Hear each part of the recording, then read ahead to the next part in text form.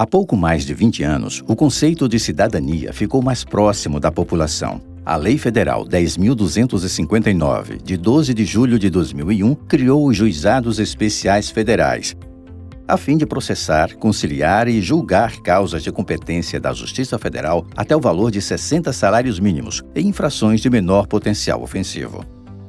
Princípios como oralidade, simplicidade, informalidade, economia processual e celeridade norteiam o funcionamento dos juizados federais. Ele se propõe a democratizar o acesso ao judiciário, aproximando-o da população e contribuindo para a pacificação social. Quando o juizado foi criado, logo no início, não havia um juiz titular. Essa vara foi ofertada a promoção depois.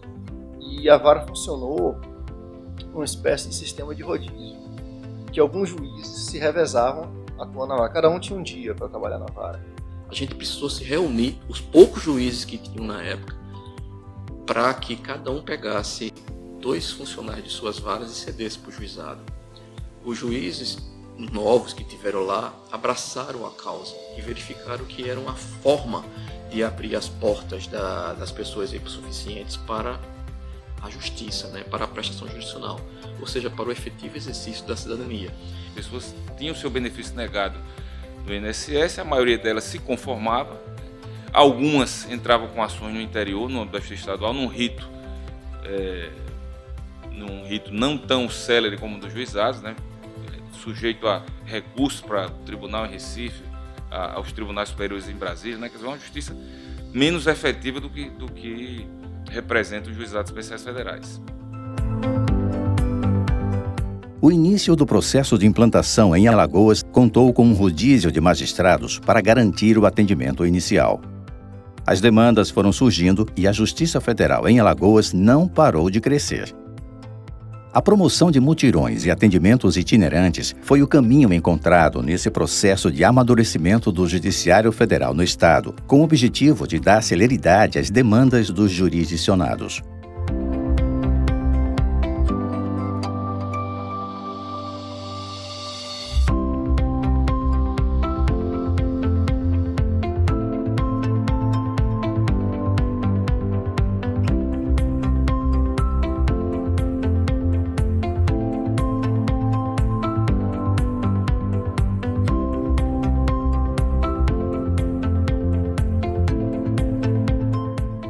Mesmo sem ter a estrutura necessária e sem saber qual seria a demanda realmente superou todas as expectativas, mas o juizado tem sido um sucesso ao longo desses últimos 20 anos. Com pouco tempo a gente mudou de local, saiu de onde estava da instalação provisória e foi para o consultório, que foi planejado e projetado para ser consultório mesmo.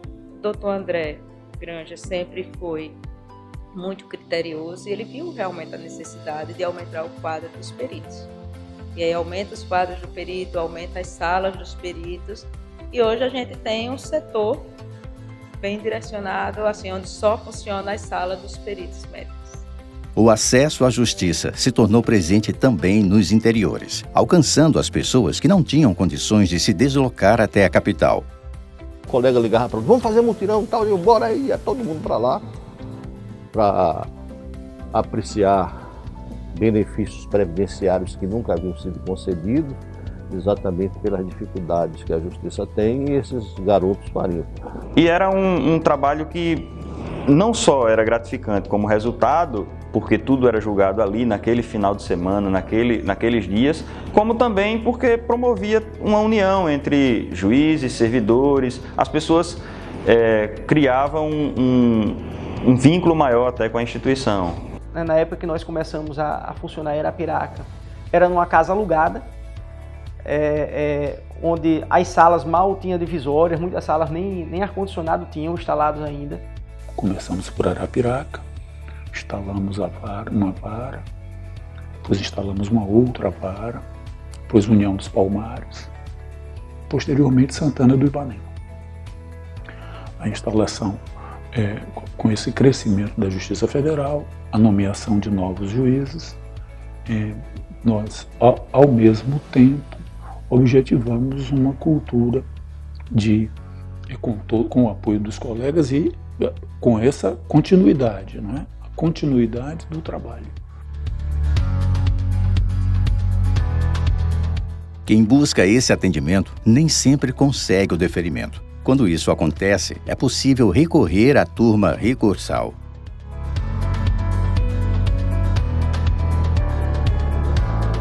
Onde há juiz, tem que haver uma corte, um tribunal, para fazer a cassação das decisões do juiz.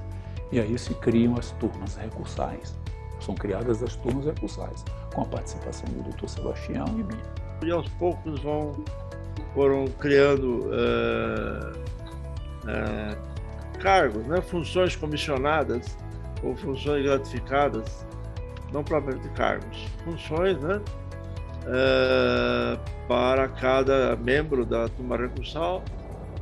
A Justiça Federal, vendo a necessidade do volume de processo, desse gigantismo com que se tornaram os juizados especiais federais, sentiu-se a necessidade de dotar as turmas recursais de uma estrutura própria, né, de magistrados. Posteriormente, aumentou-se essa competência, né? Não eram mais exclusivamente questões previdenciárias, né? Direito previdenciário, revisão de benefício, concessão de aposentadorias, auxílio-doença. Basicamente eram essas as questões, e todas de pequeno valor, normalmente, como são as questões de ordem previdenciária, né? Por isso, o juizado especial, que antigamente era chamado de juizado de pequenas causas, né? Mudou-se a denominação, pelo menos na Justiça Federal, ficaram juizados especiais federais. Grande parte desses processos são oriundos de pessoas carentes e muito necessitadas, destacando-se os benefícios por incapacidade e de prestação continuada, LOAS. Para esses pedidos de benefícios, as pessoas passam por uma perícia para a avaliação do grau da incapacidade e possíveis impedimentos.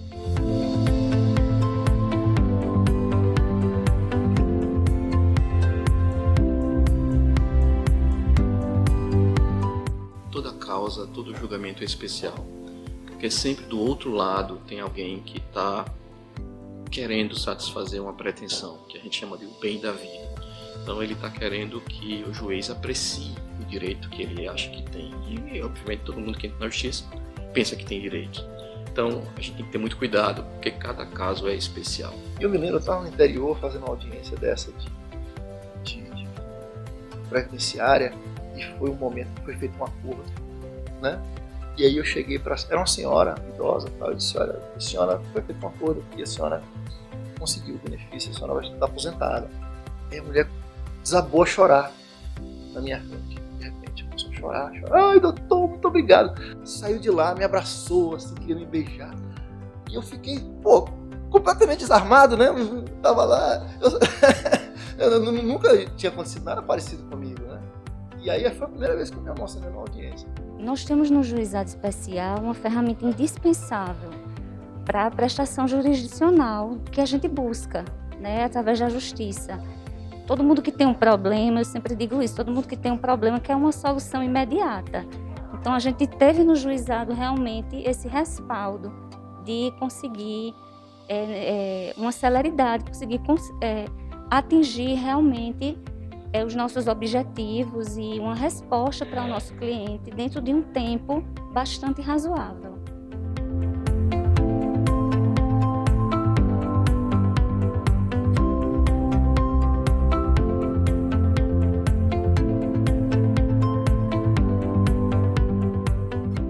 E hoje em dia a gente orienta, né? Elas vêm aqui e procuram saber como é feito tudinho, se tem advogado voluntário, se não tem, né? E a gente se sente muito feliz em saber que podemos ajudar esse tipo de pessoas, né? Que são pessoas leigas, a maioria delas, né?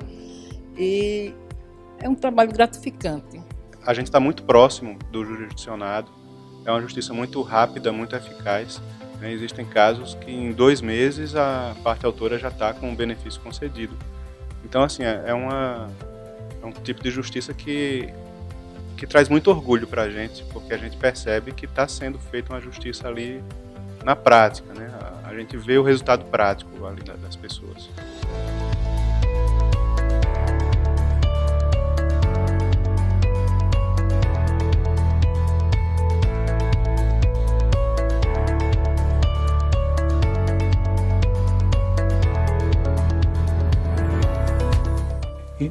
passei 11 anos sendo diretor do foro e ajudando a instalar o juizado especial, dando continuidade, e a própria Justiça Federal aqui em Alagoas. Esperamos que, no futuro, haja sempre um comprometimento dos que fazem a Justiça Federal com o aperfeiçoamento dos juizados especiais federais, e o reconhecimento da importância dele para a Justiça Federal. Nesses 20 anos, além de comemorar, além de registrar a importância de comemorar a existência de uma instituição que preste a jurisdição rápida aos mais vulneráveis, enfatizamos sim a necessidade de que ela, quando necessário, seja ampliada. A gente consegue resolver os problemas em relação aos litígios de uma forma bem rápida, certo? E de uma forma também sem custos, certo? Devido à gratuidade da Justiça Federal, entendeu? Do próprio juizado. Dizemos aqui nos juizados que nós somos um hospital jurídico, especialmente no contexto da pandemia que passamos.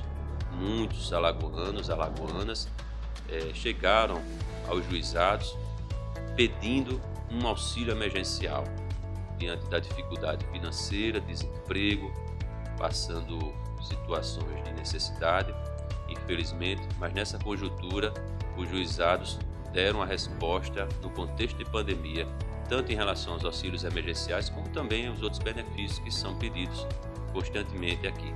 Ele veio a se mostrar nesses anos que passam, que já passaram, que não somente foi de absoluta utilidade, como de sua necessidade era tamanha, que hoje já não se pode mais cogitar do funcionamento da Justiça Federal sem o JEFS. Quem gosta de estatística e se der o luxo de analisar as estatísticas do nosso JEF, vai saber que, por exemplo, numa vara do JEF, tramitam mais processos do que, às vezes, de 5, 6 varas comuns. Então, todo final de ano, basta procurar o Justiça em Números lá no CNJ, você vai perceber que naqueles anos de 2006, 2007, 2008, 2009, a demanda anual sempre era superior a 23 mil processos anuais, A média era 1.900 e próximo a 2.000 processos. Então, a acessibilidade sempre foi muito grande, Então, foi isso que levou, inclusive, à criação de mais 2 juizados na capital, E hoje os 3 juntos recebem, me parece, algo próximo a 4.200, 4.500 processos por mês. Então, é uma demanda grande e a Justiça tem dado efetividade. Os números do CNJ têm demonstrado que o índice de produtividade comparado aqui da Seção Judiciária de Alagoas, que inclui os juizados, tem praticamente todos os anos atingido 100%.